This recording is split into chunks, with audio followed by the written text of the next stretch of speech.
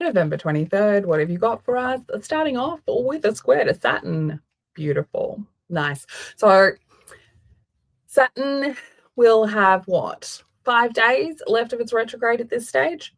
The sun has moved into Sagittarius as well.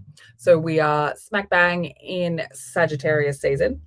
And this moon is still in Sag, and now it's going to make a square to Saturn. And they're doing so at the Aries degree, which is going to bring a whole lot more fire to it. Okay.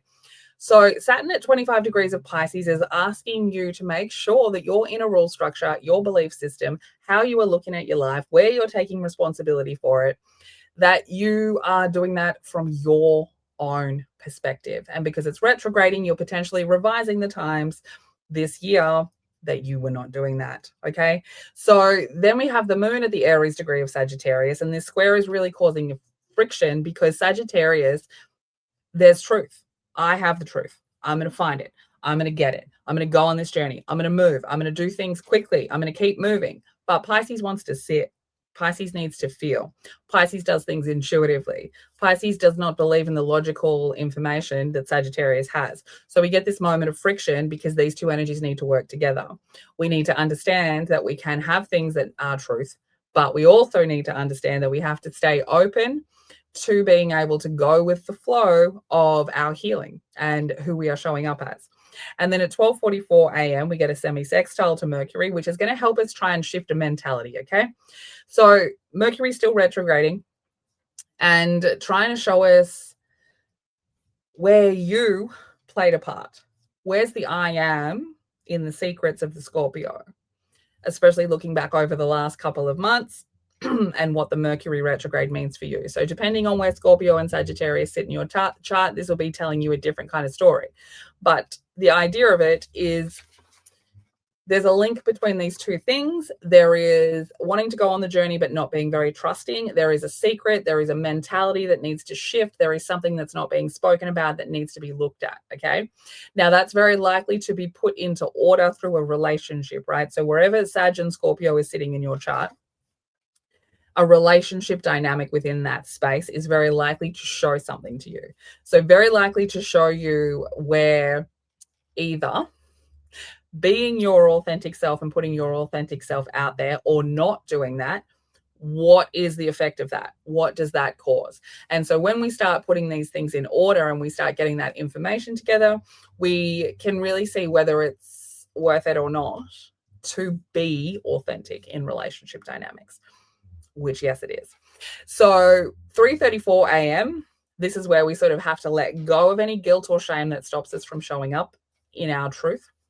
And we get then 5:45 a.m. Mercury retrograde trining the Saturn retrograde. So both of these planets don't have long left on their retrogrades. Okay, like Saturn finishes up on Friday and Mercury finishes up on Sunday. So we're in these last few days of really being able to see what it is that we're supposed to be revising with these retrogrades. And this is, where did you play a part? Like, where's the I am again, right?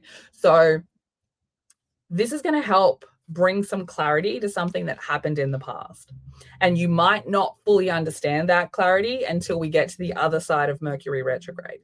But this is where we sort of send that emotional detective Scorpio energy using that logical, putting the puzzle together, communicator of the spiritual world into the physical world, Mercury.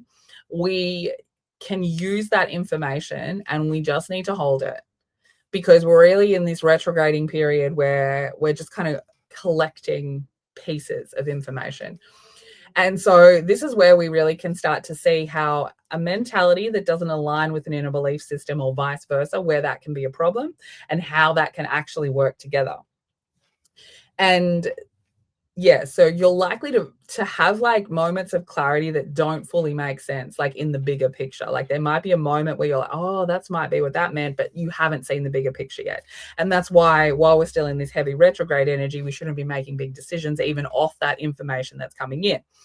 So then we get to this quincunx aspect that's asking for a compromise between the adventure that we're on and the way that we used to see things. So what within the last 8 years have you been kind of unable to let go of, or unable to notice that it needs change, and now you can see that it needs change? And so we get this compromise of the Sagittarius thinking it knows everything, and Uranus in Taurus retrograde going, yeah, but like you don't, right? And so 8:47 a.m., like all of that shit is happening in the morning. 8:47 a.m., the moon in Sag, 29 degrees, so feeling very wise and very righteous and helping us on this fucking journey. And Neptune retrograding at 29 degrees of Pisces, right? Again, 29 degrees of Pisces, gang. And this is where we get the friction, because we're on this new adventure. And because moon at 29 degrees of Sag, it's about to be a moon in Aquarius. And Aquarius energy is that new world, right? Age of Aquarius, Pluto in Aquarius. And so this is that push-pull. This is that friction, inner friction between the journey that you are on and that connection to the past trauma, that ancestral generational family trauma, right? The connection to that, the friction that gets caused in your want to go on this new adventure, or your want to be optimistic, or your want to like find wisdom. And then this kind of this push or this friction that is reminding you of a truth that you thought you knew, right? That's now kind of coming up and you're questioning it. Again, these ones are about really letting go of that past truth idea. Like, oh, I thought that was definitely a fact, but no, we're in this space where everything is being questioned. So yeah, so the moon's going to go void with that square to Neptune. And while the moon is void with that square to Neptune, some weird shit might happen. Because we're then having Mercury trine Jupiter at the Pisces degree, and both of them are retrograding. So this is, again, like these moments of clarity are like spiritual and emotional. They're not going to be able to feel very clear in the physical world, but something is shifting, something is being integrated. So this retrograding fucking trine between Mercury and Jupiter, it's trying to show you what these parts of you, right? Pisces energy, so 24 degrees, Pisces energy is like oneness, right? And so what this retrograde is doing is allowing us to almost like go through that oneness and be able to sort of find the secrets within the family.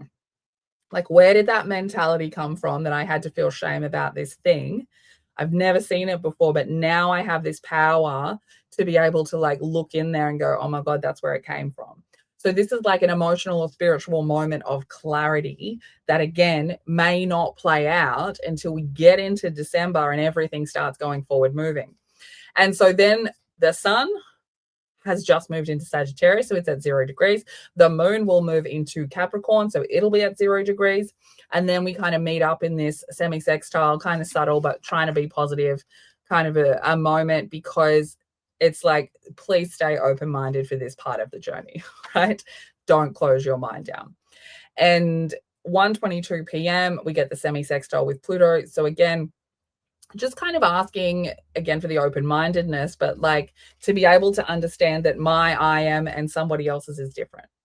To be able to understand that where I feel protected, Capricorn energy, I am, and where I feel like I'm being my authentic self, Aquarius energy, that's not the same for everyone. And then we get to 3:25 p.m., something coming into order, right? So the node is back at 14 degrees of Pisces now. So that's going to be Taurus energy related, 2 degrees, also Taurus energy related. So then we start putting things into order with this quintile, right? Like really trying to understand like what your gifts are from the past that you didn't know about, or what is the result of me focusing my worth on the amount of work I do, the moon at 2 degrees of Capricorn.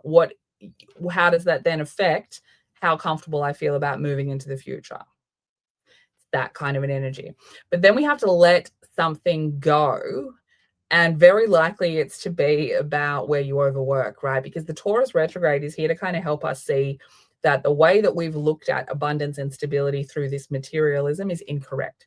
And so we get to this 8:36 p.m. and we're letting go of something. And what we're letting go of is probably the way you tell yourself you have to earn pleasure and fun, 5 degrees of Capricorn. And we're letting go of a mentality that says that you have to earn that you have to earn a break, that you have to earn something because you owe the world, right? So we're trying to shift this idea of what we think stability and abundance and all of those Taurus related qualities. Like, what does that mean? And I need to let go of this idea that I don't just get to enjoy life unless I've worked myself to the bone, right? Retirement age at what now? 65.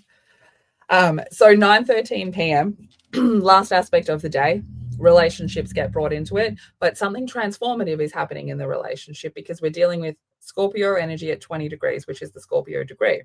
And 5 degrees of Capricorn, that's fun, right? Capricorn, fun. And this is where we want to really be able to